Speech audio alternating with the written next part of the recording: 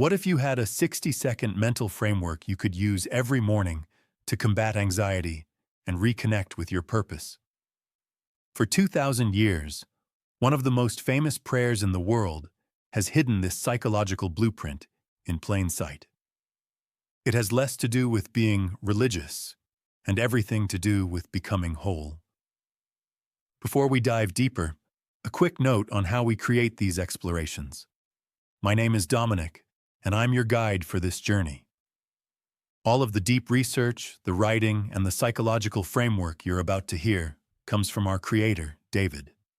He uses this format, myself included, to present these powerful ideas with as much clarity as possible. Now let's talk about that search for solid ground in a world that feels like it's spinning faster every day.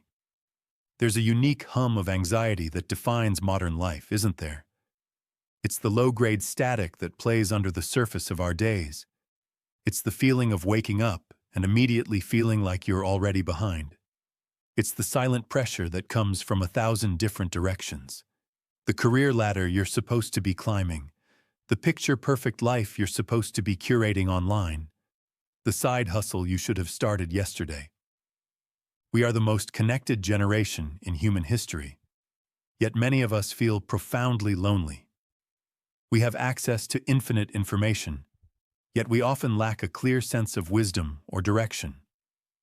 We scroll through endless feeds, searching for something, a connection, an insight, a moment of peace, but often end up feeling more drained and disconnected than when we started.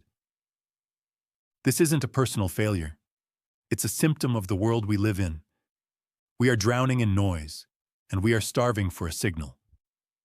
We crave a practice, a ritual, an anchor point in the day that can help us silence the static and tune into something deeper, something more real.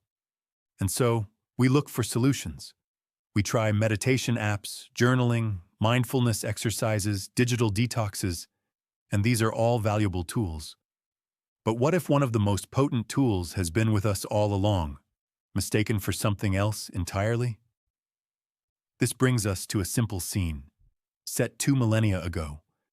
A group of students, followers of a radical teacher named Jesus, watch him as he prays. They see the effect it has on him, the centeredness, the clarity, the quiet authority.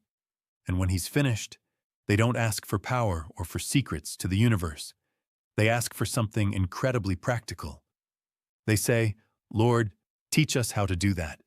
Teach us how to connect to the source like you do." They were feeling what we feel, a desire for a reliable method to find their spiritual and psychological center.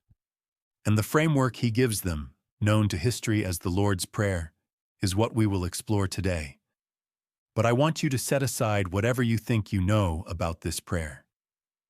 Forget the rote memorization from childhood, the religious dogma, the stained glass windows. Today, we are going to approach it as a piece of profound psychological technology, a 5-step algorithm for the soul, designed to reorient your mind, integrate the fragmented parts of yourself, and build a resilient foundation for your daily life. This isn't a script to be recited. It's a blueprint for becoming whole. The prayer begins with 2 simple words, Our Father. Right away, we have to unpack this. For many, the word Father is loaded. It can bring up complicated feelings about our own parents, or conjure an image of a literal, distant male deity in the sky. But in the language of depth psychology, particularly the work of Carl Jung, the father archetype represents something far more intimate and universal. It is a symbol for the self, the intelligent, ordering principle at the very center of your psyche. The self is not your ego.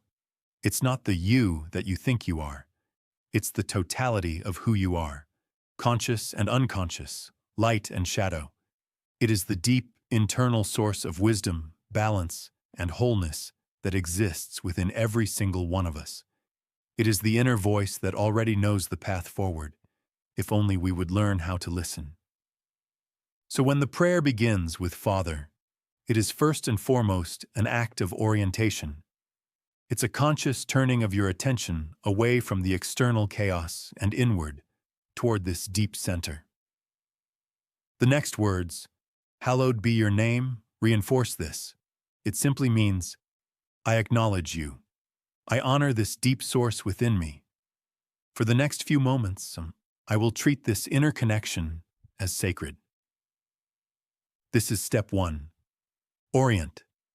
Before you check your email, before you scroll through your feed, you take a moment to acknowledge the stable, wise center of your own being. You are planting your flag in the ground of your own soul. From this place of orientation, we move to the next line. Your kingdom come. This is perhaps the most misunderstood phrase of all. It's often interpreted as a wish for a future paradise or an apocalyptic event. But psychologically, it's about the here and now. The kingdom is a state of being where your conscious life, your ego, with all its plans, fears, and desires, is in perfect harmony with the will of your deepest self. This is the very essence of the Jungian process of individuation.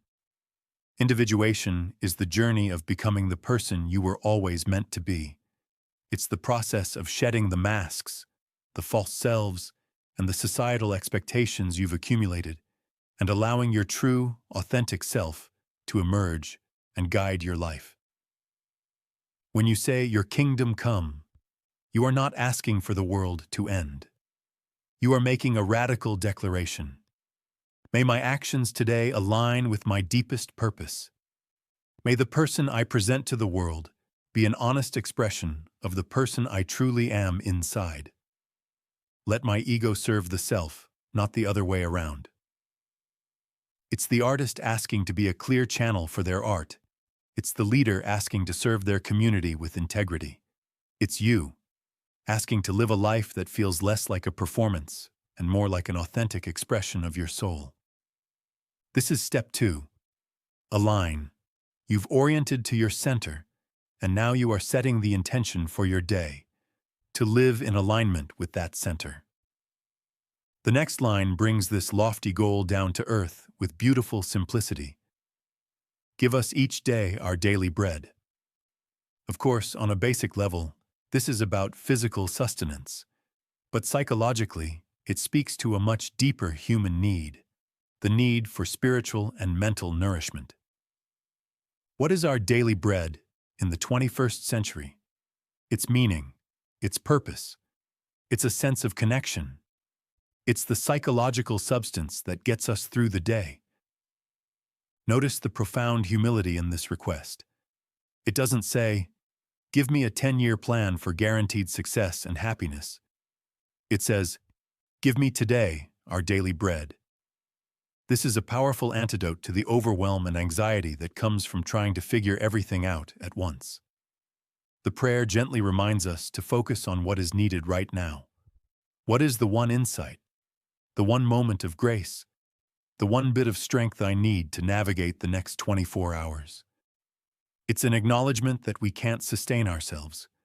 The ego, left to its own devices, will burn out, chase an endless series of empty goals, and starve. It needs to be nourished daily by a connection to the self, to that deeper well of meaning. This is step 3. Nourish. You ask for just enough meaning, just enough strength for the day ahead.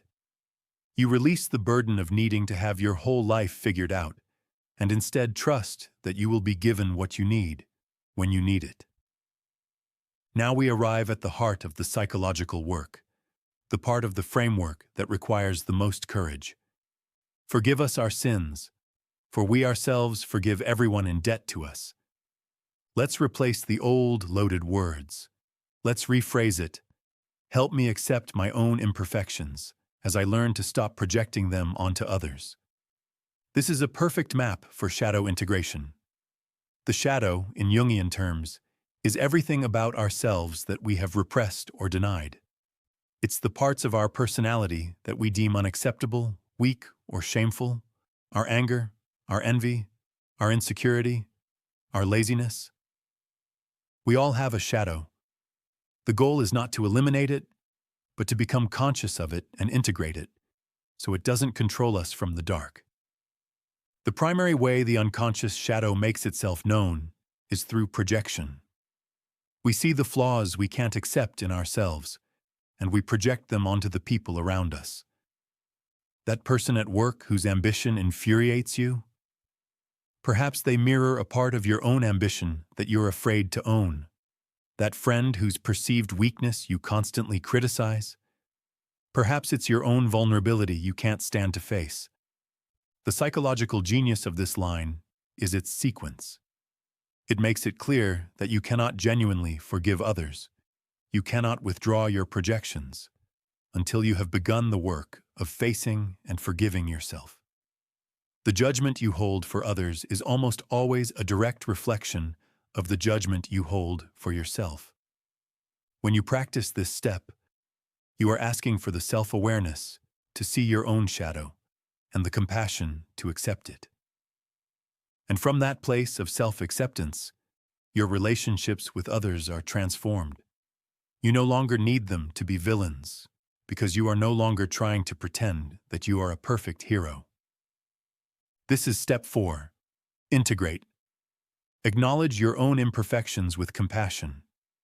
This is the only way to genuinely move past the anger and resentment you feel toward others. It is the work of a lifetime, condensed into a single daily commitment. Finally, the prayer concludes, "And do not subject us to the final test." Some translations say, "Lead us not into temptation." Psychologically, this can be understood as a plea for a manageable journey. It's a humble request to the self for protection from psychological overwhelm. The path of individuation, of integrating your shadow and aligning with your deep self, is powerful. And it can be dangerous. If too much unconscious material floods your conscious mind before your ego is strong enough to handle it, the result can be psychosis or a complete breakdown. An encounter with the self can be illuminating, but it can also be a shattering fire. So this final line is a moment of profound wisdom and humility. It's saying, "I am ready to grow, but please let this journey unfold at a pace I can handle. Give me challenges that will help me integrate, not trials that will cause me to disintegrate. Help me build my resilience, step by step." It's not about avoiding hardship. It's about asking for the grace to face the hardships you are ready for. This is step 5. Pace. Trust that the journey of your life is unfolding, and ask for the strength and protection to navigate it without being destroyed by it. So let's put it all together. This isn't just a prayer. It's a daily psychological practice, a 60-second inner workout. Step 1. Orient. Close your eyes. Take a breath. Acknowledge the wise, calm center within you, yourself. Step 2.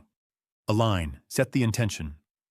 May my actions today be a true expression of my deepest purpose. Step 3. Nourish. Let go of the need to have everything figured out. Ask only for enough meaning and strength for the day ahead. Step 4. Integrate. With compassion, look at your own flaws. Commit to the practice of accepting yourself so you can begin to truly accept others. Step 5. Pace. Trust the journey. Ask for challenges that will make you grow and the grace to navigate them. Imagine starting your day with this. Before the noise of the world rushes in, you take 1 minute to build a foundation of inner stability, purpose, and self-compassion. Imagine how that might change the way you respond to stress, how you interact with your colleagues, how you see your place in the world. The feeling of being lost, anxious, and overwhelmed is not a sign that you are broken. It is the call to adventure. It is the psyche's invitation to begin the journey inward. For thousands of years, this simple framework has been waiting. Not as a piece of religious doctrine to be believed, but as a universal tool to be used. A map back to the one thing we're all searching for: the deep, unshakable truth of who we are. Thank you.